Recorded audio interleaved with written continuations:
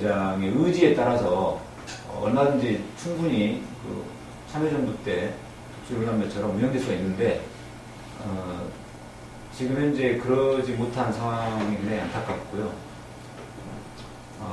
장기적으로는 좀 이 대법관 구성의 다양화를 넘어서서 대법관 선출에 대한 문제까지 제도의 변화 논의되는, 그래서 헌법 개정 문제까지 같이 논의되는 그러한 좀 시대가 왔으면 좋겠고, 어떤 대통령이나 대법원장 개인의 의지에 그냥 내맡겨지는 게 아니라 시스템으로 그렇게 될 수밖에 없는 시스템으로 만들, 그런 시스템을 변화를 추구하는 그런 시대가 왔으면 좋겠습니다. 그런 날이 오기를 간절히 바랍니다. 네, 정말 간절히 바랍니다. 예, 대법원 인적 구성의 다양성은 누누이 말씀드린 대로 대법원이 판결을 통해서 국민 각계각층의 의사와 이익을 반영해내야 된다. 그 민주성의 요청이라는 측면에서 봤을 때도 꼭 필요한 것이라고 그려집니다. 그런데 요즘 와서 이 대법관에 대한 그 재청이나 임명이 기수나 서열 중심의 과거의 기준으로 회귀하는 경향들이 약간씩 지금 보이고 있습니다. 이번에도 아주 부정적으로 얘기할 경우 기존의 남성 고위 법관, 엘리트 법관 중에서 이제 4분 중에 한 2-3분을 임명하고 그 중에 한두 분 정도 여성 법관 출신으로 임명하는 식으로 구색 맞추기에 나갈 확률이 있다, 그런 우려들이 있는데 참 우려스러운 대목입니다. 만약 이거 대법원 인적 구성의 다양화를 추구하는 노력을 하다가 다시 과거에 기수와 서열 중심의 경직된 대법관 인선 기준으로 회귀하면 절대 안 됩니다. 만약에 대법원이 아까 말씀하신 대로 판사 출신이어야 된다. 왜냐하면 대법원의 사건 수가 1년에 3만 건이 넘는데 이런 많은 건을 처리하려면 고위법관 출신들이 대법관에 대해 효율적으로 이 처리가 된다라는 말을 합니다. 다양성 노력을 이제 덜 하는 이 핑계 이유로요. 그렇다면요, 효율성을 추구하려면 다양성 확보에 노력하지 마십시오. 그 대신에 그럼 대법관, 독일처럼 대법관을 한 100명 넘게 임명하십시오. 다양성을 못 받아들이겠습니다. 그러면 지금 대법관 수 13명이 아니라 대법관을 폭발적으로 증원해서 정말 효율성을 추구하는 거죠. 따라서 다양성의 노력은 결코 후퇴돼서는 포기돼서도 안 되는 거라고 생각하고요. 그리고 이 다양성은 사실상 보수, 진보의 어떤 이념 성향에 있어서의 다양성을 의미합니다. 그런데 이 이념 성향이 그 출신 배경이라든지 이런 거에 따라서 좀 다르더라는 그런 경험과 믿음 때문에 이렇게 그 다양한 요건으로 여성을 뽑아라, 또 재하 변호사를 뽑아라, 무슨 이런 이야기를 하는 거죠. 근데 재하 변호사 중에도 굉장히 법원 보수적인 판사들 못지않게 보수적인 분들도 분명히 있을 수 있는 거죠. 그래서 출신 직역이나 배경을 다양하게 보고 뽑되 결과적으로는 또 이념 성향에 있어서의 다양성도 대법원장이 대법관 후보를 제청할 때 가장 1차적으로 중요하게 고려해야 할 기준이라고 생각합니다. 예, 저는 좀 현실적인 얘기를 좀 드리는 게 좋을 것 같은데요. 사실 이 법을 하시는 분들은 오늘 5분 다 그러시는데 조심스럽죠, 뭐든지. 근데 도대체 누굴 뽑으라는 거냐, 이런 거에 결국에는 관심을 가지고 있으실 것 같습니다. 근데 이제 현재의 어떤 조건을 건드리지 않은 상태에서 말씀을 드리자면은 어쨌든 현행법은 변호사 자격이 있는 자를 요구하고 있고 현재 상태 대법원 업무가 굉장히 과중한 것 또한 사실입니다. 그리고 이 전문성 부분을 쉽게도 간과할 수 없는 거는 사실은 소수 의견을 내더라도 다수 의견에 논리상 뒤지지 않는 그런 소수 의견을 낼 수 있는 분이 또 들어가셔야 또 되는 것이고, 또 이제 다수 대법관들의 어떤 그런 것들을 가끔 설득도 해내고 이러려면 당연히 어떤 법률적 전문성을 무시할 수는 없을 겁니다. 근데 현실적으로 좀 이렇게 생각해 볼 필요가 있을 것 같아요.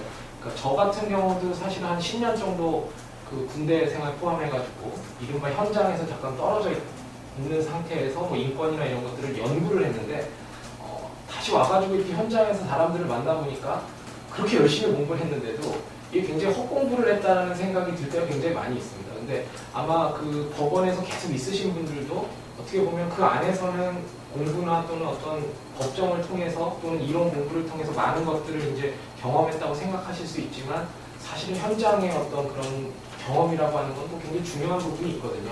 근데 실제로 우리 변호사 숫자가 굉장히 많이 늘어난 상태고, 사실은 변호사들 중에도 어떤 그런 현장에서 직접 뭐 환경 사건을 직접 경험해 본 분들이라든가 아니면 뭐 인권 문제에 직접적으로 이렇게 변호도 해보고 이런 분들이 사실 굉장히 많기 때문에, 과연 그런 분들 중에 그렇게 업무에 있어서의 전문성이 떨어지는 분들이 그렇게 없을까? 저는 어떻게 보면 그 찾으려는 의사가 없는 게 아닌가, 저는 그런 생각도 좀 들거든요. 물론 이제 뭐 많지 않다 뭐 이런 얘기는 좀 어느 정도 수용할 수 있습니다만, 제가 볼 때는 찾아보려는 노력조차 좀 많아야 하는 거 아닌가 이런 생각도 좀 들고요. 그래서 현실적으로 가능한, 현재 조건에서 가능한 부분들은 현재 있는 이런 변호사 분들 중에서 다양한 경험을 가지신 그런 유능한 변호사를 좀 이렇게 대법관 후보로 적극적으로 한번 고려해 보는 게 이번 대법관 제청 과정에서는 이거 현실 가능한 대안으로 좀 적극 고려해야 되는 부분이 아닌가 이런 생각들을 좀. 한 교수님 말씀 들으니까 근데 그 생각이 나네요. 이런 점이 떠오르는데요. 우리 대법원장이나 또는 그 추천위원회에서 그러니까 다양한 전문성을 가진 분들을 찾지 않으려고 하는 게 아니라 찾지 못하는 게 아닌가. 왜냐하면 자기들이 다양성을 경험해보지 못해놓으니까, 그러니까 다양한 분야가 있다는 사실 자체도 모르지 않을까 하는 생각이 들기도 하는데요. 참, 사실, 어떤 분야의 전문가를 뽑아야 하는가 하는 것은 또 오늘의 주제와 다른 또 다른 주제일 겁니다. 그거는 또 많은 고민들이 필요한 부분일 것이고요. 그러나 어떤 분야라는 논의를 접어둔다 하더라도 그 대법원의 구성이 다양해야 된다는 거. 그래서 사회 각 분야의 의견들이 무리 없게 그리고 장벽 없이 들어갈 수 있어야 된다는 것은 뭐 누구나 공감하는 사실일 것입니다. 그리고 바로 그런 다양성을 보장한다고 해서 법원의, 특히 대법원의 효율성이 떨어진다라고 하기는 어려울 겁니다. 왜냐하면은 대법관이 될 수 있는 정도의 자격과 경륜을 갖춘 분이라고 한다면은 그런 그 업무 처리에 있어서도 그렇게 남에게 뒤진다고 생각하기는 어려울 거거든요. 사실 이제 뭐 그렇게 본다면은 그 효율성을 강조하는 것은 오히려 다양성이나 민주성을 강조하는 것보다는 그 부차적인, 2차적인 그러한 기준이라고 할 겁니다. 사실 그 제목은 잘 생각이 안 납니다만은 그 영국 영화인데요. 에블린인가 그런데요. 거기 보면 맨 마지막에 이제 법정 영화인데 그 판사가 판결을 내립니다. 판결을 내리면서 계속 주춤거립니다. 원고의 말이 옳은데 이런 점에 들어보면 옳다. 그러나 피고의 이런 말들도 경청할 가치가 있다. 생각을 해봐야 된다. 그러나 원고의 또 이런 이야기는 또 의미가 있다. 이렇게 하면서 그러나라는 말을 7번, 8번을 반복을 합니다. 이 이야기는 뭐냐면요. 법관이 판결을 내릴 때 그냥 한 가름에 나가서 결단을 내리는 그런 단호함도 필요하지만은 경우에 따라서는 이쪽의 이야기도 충분히 좋고 저쪽의 이야기도 충분히 좋고 그러면서 주춤주춤 이 부분은 어떻게 될 것인가 저 부분은 어떻게 될 것인가 생각하고 고민하고 배려하고 그리고 그 배려하는 결과들을 다른 사람한테 설명해주고 또 자기의 결정을 이해할 수 있도록 그렇게 서로 대화를 하고 이런 과정에서 판결이 내려질 때 이 판결은 국민의 신뢰를 받는 그리고 민주적으로 정당한 더 나아가서 법적으로도 정의로운 그런 판결이 될 겁니다. 그렇게 하기 위해서는 법관 자신이 다양한 이야기들을 들을 줄 알아야 되고요. 이해할 줄 알아야 되고 판단할 줄 알아야 됩니다. 그리고 그 판단을 바탕으로 해서 법의 이름으로 판결을 내릴 수 있는 그런 그 능력을 갖춰야 되겠죠.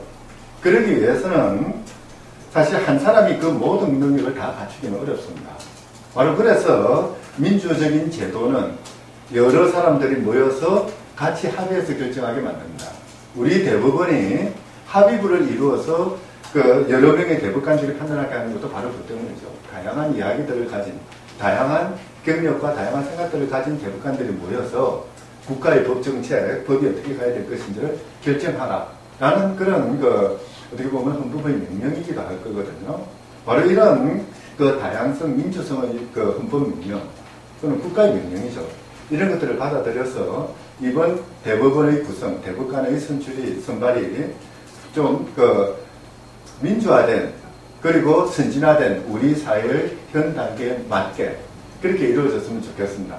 긴 시간 동안 그 의견을 제시해 주시고 토론해 주시고 그리고 또 같이 시청하면서 질문도 해주시고 같이 고민해 주신 이런 메시지 감사합니다. 이것으로 마치겠습니다.